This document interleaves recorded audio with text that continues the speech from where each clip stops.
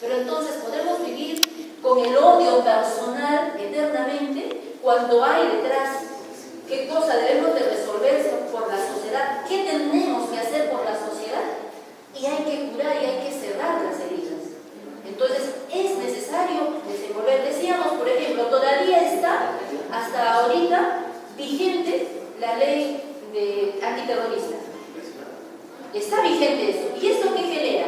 Genera una negación de derechos. Quiera o no, genera una negación de derechos. Entonces, ¿qué hacemos si todavía está vigente? ¿Cómo resolvemos? Se resolvería si hay un proceso de solución política y llegar a una amnistía. La amnistía no significa que las dos partes que se enfrentaron ahora pasan a ser amigos, sino en este periodo y este proceso, ¿qué se tendría que hacer? Porque cada quien, desde la perspectiva que se está planteando, tendría que asumir las propias responsabilidades. El Estado peruano debe asumir su propia responsabilidad. Como usted decía, los que se levantaron en armas no ha sido un grupo de locos que pensaron, bueno, y hay que matar a todo el mundo. No, porque hubo causas económicas. ¿Cómo estaba en el Perú entonces? ¿Cuál era el porcentaje de pobreza que existía? ¿En qué condiciones estaba el campesinado?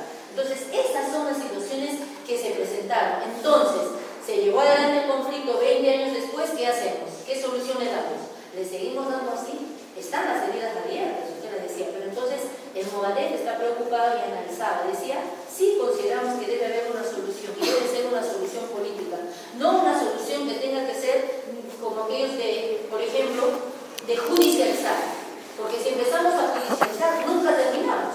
¿Qué va a pasar? Del lado nuestro, del lado del pueblo, si a alguien le ponen a la cárcel, bueno, 20, 30 o cadena perpetua. Del otro lado le ponen que entonces van a hacer juicios eternos.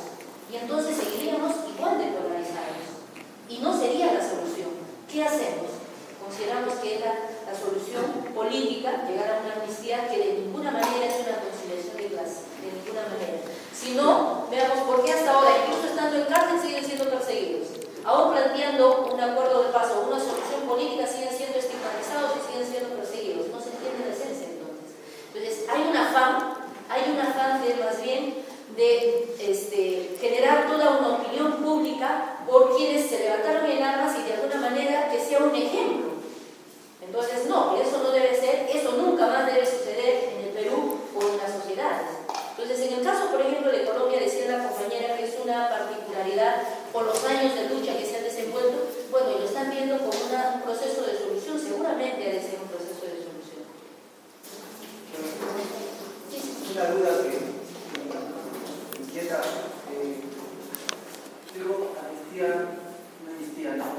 La amnistía sería para todos los presos políticos, incluido para el grupo Colina, incluido para Fujimori, incluido para los líderes insurgentes. Desde la perspectiva de Movadef, sí, estamos considerando una amnistía general. Claro, es una amnistía general, porque si no, por ejemplo, ahorita, como ha sucedido acá, ya hubo una ley de amnistía solamente para militares. Entonces sería una amnistía que graduada. Y desde nuestra particularidad, por la especificación y desde el análisis que hacemos, para justamente resolver estos enconos y estos odios que todavía se siguen dando, tendría que ser una amnistía general. Pero planteamos de que las responsabilidades de quienes estuvieron enfrentados tendrían que aceptar y asumir lo que tendrían que asumir